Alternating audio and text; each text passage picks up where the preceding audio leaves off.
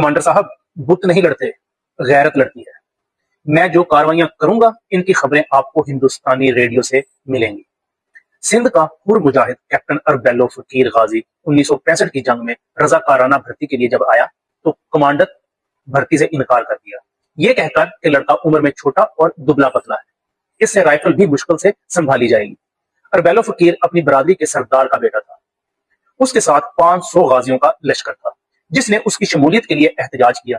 तो अरबेलो फकीर ने कहा, कमांडर साहब, बुत नहीं लड़ते, गैरत लड़ती है। मैं जो कार्रवाइयां करूंगा उनकी खबरें आपको इंडियन रेडियो से मिलेंगी। कमांडर ने मजबूरी में उसे सिलेक्ट कर लिया और फिर हुआ भी वही जो गाजी ने कमांडर से कहा था। इंडियन रेडियो आकाशवाणी से ये खबरें नशर होने लगी कि पाकिस्तानी सिविल कम्युनिटी हुर मुजाहिदीन के जवानों ने हिंदुस्तान का 2200 मरबा मील रकबा कब्जा कर लिया है। इंडियन आर्मी की पूरी बटालियन उनके कब्जे में है। हुर मुजाहिदीन की तादाद बहुत कम, लेकिन जुर्रत, बहादुरी और इलाके से वाकिफियत की वजह से इंडियन आर्मी पर भारी साबित हुए।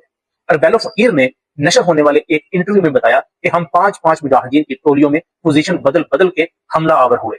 इंडियन आर्मी को ऐसा महसूस होता कि हम तादाद में बहुत ज्यादा हैं।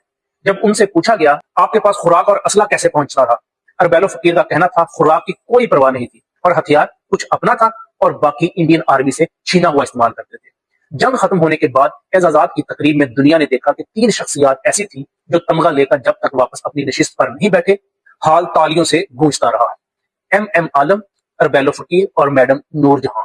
सिर्फ 2 गाजियों को सितारा जुर्रत से नवाजा गया। एम आलम, जो तमाम उम्र अपने लिए एक घर तक नहीं खरीद सके, और अरबेलो फकीर गाजी, जिसका जिक्र कभी भी मीडिया में कौमी सरमाए और हीरो के हैसियत से नहीं लिया गया।